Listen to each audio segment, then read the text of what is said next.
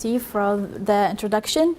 I'd like to welcome you all also to Coventry University, and I'd like to take the opportunity to thank everybody who has participated in the preparation for this event and in ideas on setting up this group, and everyone who encouraged the setup of this group. So BIM4Estates is literally about exchanging information and knowledge on building information, modeling and management in estates departments. We're part of the UK BIM Alliance, and as most of you probably know, there are a lot of BIM4 groups set up for different areas and specialties, and we thought that there is an opportunity to create a group specifically for BIM4Estates, because us as a university estates department and other universities across the UK are facing similar challenges in the implementation of BIM, which is a new technology maybe to us, but not that new for the rest of the people who are working in the industry, in architectural firms, construction firms. But us as clients and operation managers of our buildings, we need to learn about processes and best practice of using BIM. So we thought to start this group. Here at Coventry University, we're new to BIM. I'm the BIM manager for Coventry University Estates. I work as part of the DIS team, and our whole team has been put together literally about a year ago, and we started working with our development team and also our operation and maintenance teams to try to share information, give them updated information, and introduce BIM to not only the development phase and the construction phase of the project, but also into the operation phase. As a group, we want to hear success stories from people who have been doing this for a number of years now. So we want to learn best practice from others at estates departments, and we want to learn about the challenges as well. So not everything goes according to a plan, and there will be a lot of issues and challenges. So we want to hear about those as well from people who've already gone through those processes. And we want to share knowledge. I think we have a really good opportunity as being part of universities to share knowledge, exchange knowledge, and collaborate between ourselves to have better information. We highlighted some key challenges with our key members of the group, and we thought that there are a lot of technical challenges facing us as estates personnel, including the systems and information management and information and asset information management, and also systems integration, and also a lot of issues about gathering the asset information in the capital projects phase and how to manage them in the operational phase. We have a lot of people challenges, behavioral, organizational, cultural change. These challenges also come with adopting new technologies and new processes. So we also want to hear about how people are dealing with those changes. And there are also the economic impacts and the economic challenges that are facing the higher education sector with reduced funding, issues with student tuition fees, a lot of other issues that are coming up. So, but we still have the responsibility for maintaining our assets and our estates for our clients, who are mainly the students. So we want to provide a platform for people facing those same challenges regarding BIM and lifecycle management, and we want to tackle real world projects and issues on those projects. And this group is initially aimed at estates personnel in universities, but maybe we will expand later on and include other estates departments like the NHS. So there is always the opportunity to grow. So the key members who will be presenting today is myself from Coventry University, and then we will have a presentation from Elena Simcock from Birmingham City University, and then we will have a lunch break, and before and during that break we will have 2 tours. So we will divide you to 2 groups. I'd say maybe the 3 rows on the right will be group number 1, and the rows on the left will be group number 2, so we can go to the simulation center in groups. After the break, we will have a presentation from Richard Draper from Birmingham University. And finally, we'll have a presentation from Josh Davis from UE Bristol. And I would like to thank all of them for their help in, and support in establishing the group, in preparing for today, and for giving time to prepare presentations and talk to us. So, we are part of the UK BIM Alliance, so it represents work that's happening in the built environment. And the BIM Alliance is like an umbrella organization for small special interest groups around the UK that talk about different issues, and they communicate with the BSI, CDBB, who also tackle the issues with BIM. So the CDBB is a new center for digital build Britain based at Cambridge University, and they lead the research on how to digitize construction and lead the way on how to produce a roadmap for digital build Britain. And the BSI are the British Standards Institute, who are managing the standards really in the industry. And you are aware that there has been an international standard for BIM that's been just released. So it would be good to have us as a small special interest group that can work and feed information to those organizations, so that maybe when a new standard comes up, it will have our own feedback and about real projects and real world case studies and challenges that we had while implementing those standards. So the UK mandate happened in 2016. All government public projects had to work with the BIM standards. So we had the UK BIM standards, the BS 1192 and the PAS 1192. And at that time, it was something new, and maybe that mandate brought attention to BIM, and people started looking at it, people started looking at those standards, looking at the processes, and seeing how they can implement it in projects. And since then, in the past 3 years, there have been a really, really good adoption of BIM, and a lot of information come up about processes and how it is implemented in the construction phase, design phase, and also O&M phase, but maybe not as much in the O&M phase as we see, because designers and contractors adopted this earlier than operation managers. Now at quarter one, we had the release of the international standards. So this gives a bigger responsibility to us to look at those standards and see how we can work with them and how we can implement them in our projects, really. So this is the timeline that's taken from the UK BIM Alliance. I think we still haven't reached this phase where BIM level 2 is business as usual, but BIM is now already international. So we need to look at our work and see how we can communicate with each other and see what challenges that are facing everybody in different phases and how we can overcome them to help BIM become business as usual, especially now with the implementation of the ISO standards. There are some differences in the terminology mainly, but the essence of the international standards are the same. So you probably see that the appointed party is now the supplier, the appointing party is now the client, and the employer's information requirements are now exchange information requirements. The level of definition is now the level of information needs, and these sources remain, the information or the key processes behind them remain the same, but the terminology is different. But we need to know and understand the changes and how they affect our work, really.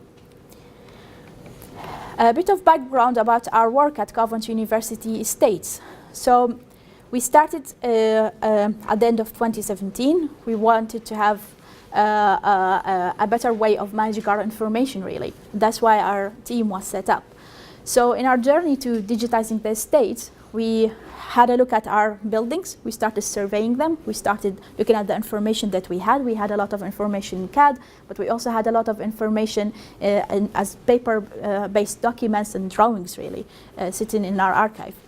We have 138 buildings, 75 main buildings, and 44 units of student accommodation, and some student houses as well. And we initially created 14 BIM models retrospectively of those buildings. We wanted to move from the physical archive that we have to a digital archive. So we literally did a major cleanup of our archives. We had 4 rooms full of physical paper-based data, and we moved them to, we scanned them, we shredded the unnecessary information, and we moved those to SharePoint, which is now our own data environment that is online at the university intranet. And we created a BIM library as well for all of our processes, the document suite and our information, to have a central location for information. So now we are using SharePoint and Autodesk A360 to house the models, but this is sort of a temporary location because you can't invite externals to it. This is just the university based.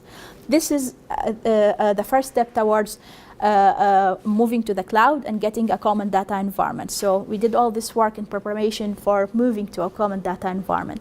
And it did take a lot of time, and we're still in the process of updating our building information, updating our CAD plans and drawings after doing a lot of surveys, because we have many buildings and we need those updated drawings to not only manage our estates building, but also to help with the capital projects, with any refurbishment, restoration, and other projects that are continuously happening around the university campus. So we looked at the models that we have. We had some historic BIM models that we got from architects of buildings that have been constructed 5-7 years ago, like the ECB, and we had some buildings that have been done for research and case studies, and we gathered those models and we updated them. So us modeling our buildings and digitizing the estates. What we also did is after updating our drawings, the CAD drawings, we started creating BIM models of existing buildings. So we started retrospectively modeling our existing buildings to have 3D models of all of our estates. And we're still also in the process of completing that. And our best models really are the BIM, the information models that we are receiving for new projects from handover. These are the best models that have been created by the experts, by the architects and contractors, and we are receiving more and more of those because we started specifying them in early in the live projects and at early stages as well. We didn't even have an updated map of the city, so we started creating an updated campus plan. And this map captures now what we have, and we can see the growth that the university has and the effect that the university has on the city itself, not just the university area.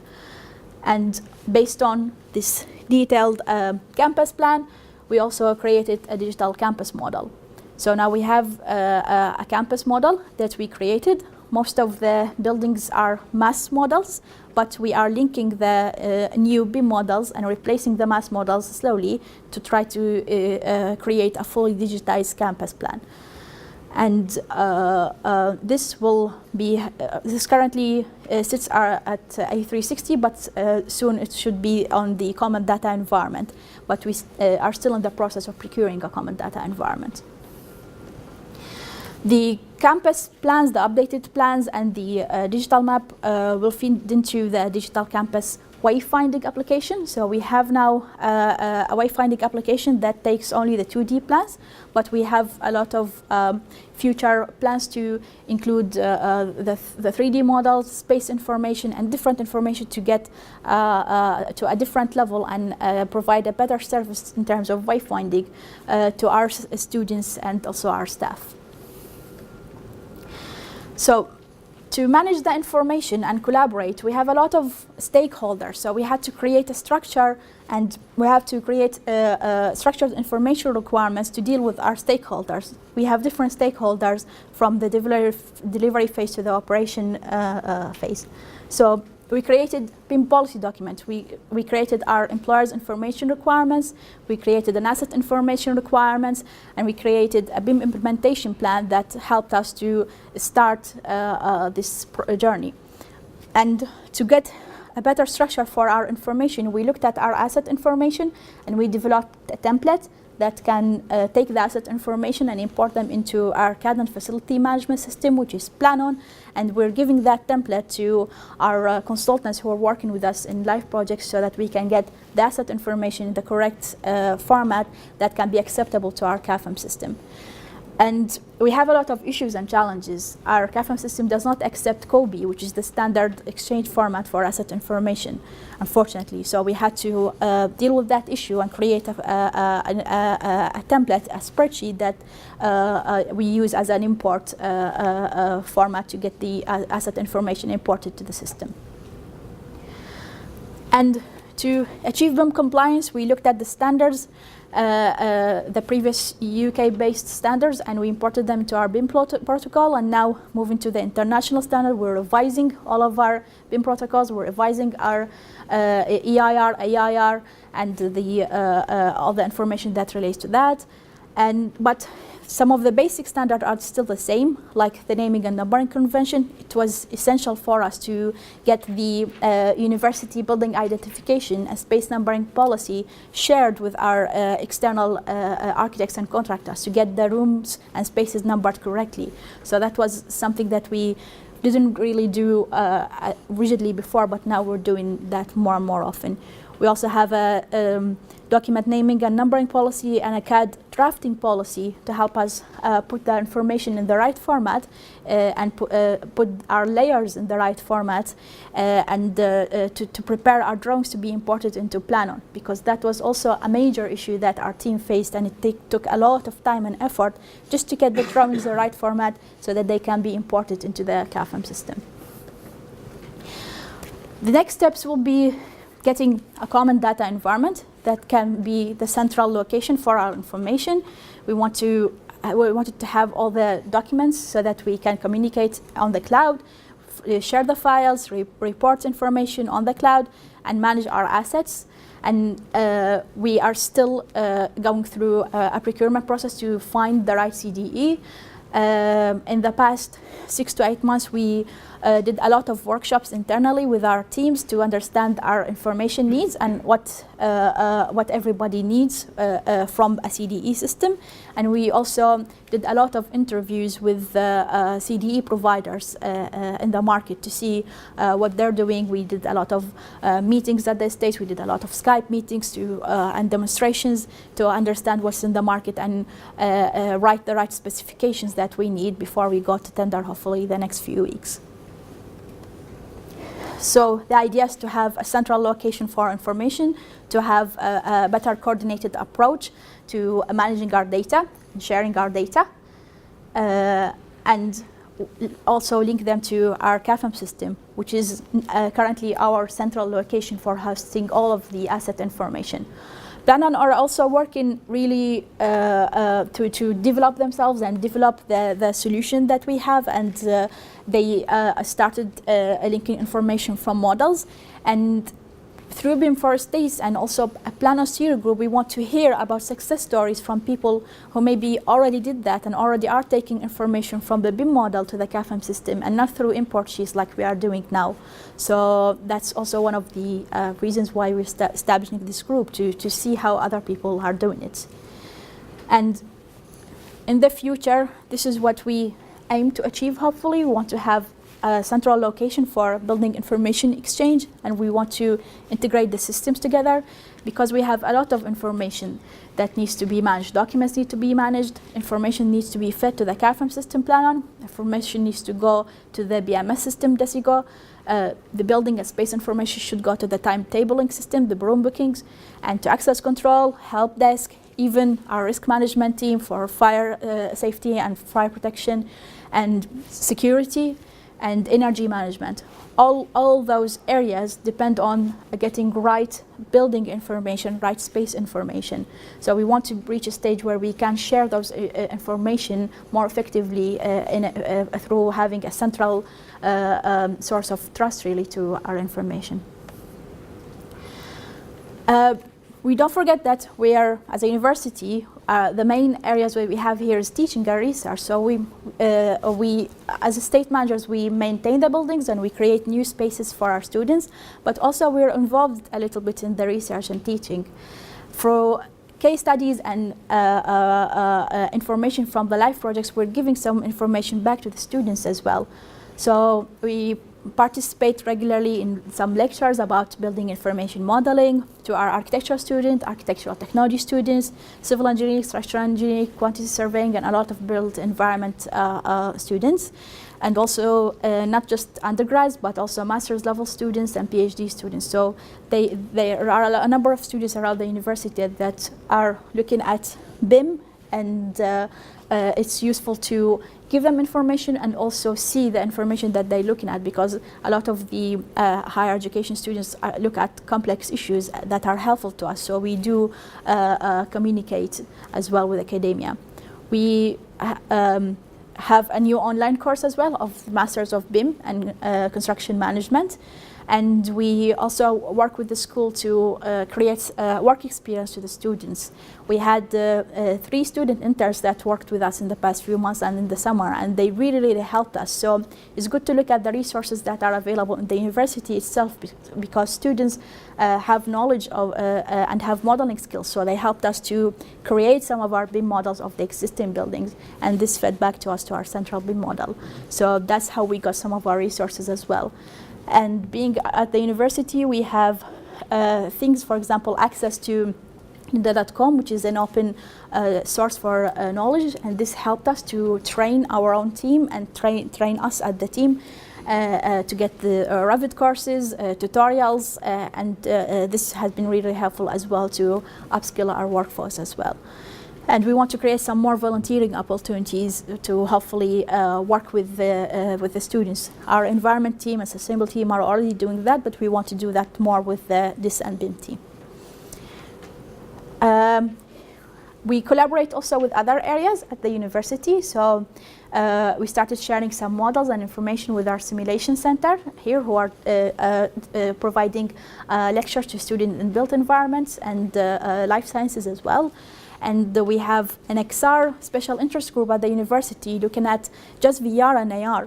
And having that group to look at specifically virtual reality and augmented reality and advanced visualization really helped us, because, for example, at the States we have the models, but other groups have VR and AR kits. We have the simulation center people who have the simulation room, which now we want to use as our BIM cave. And collaborating just with the different departments at the university is really, really helpful, because you can share resources and share knowledge as well. And to collaborate externally, we have an upcoming immersive technology studio that will be based at the Faculty of Arts and Humanities, that's looking specifically at AR and VR in construction and other areas. So that's something also happening in the pipeline. We're also involved in research with the CDBB. So we looked at research on augmented reality and virtual reality with the Center of Digital Build Britain. That was a really, really good group of people coming also from a lot of universities, specifically discussing AR and VR. And after working with that group, I thought maybe we can do something similar to tackle BIM4Estates. And we are continuously looking to progress, and we've been applying to some competitions, and we won some awards recently, which is really good. But we want to keep developing, of course, and keep an eye on the challenges that are available and see what opportunities can come up. So thank you so much for your time, and please follow us at the new Twitter page, which is BIM4Estates, so that you can keep an eye on information and hopefully about upcoming events. Thank you. And if you have any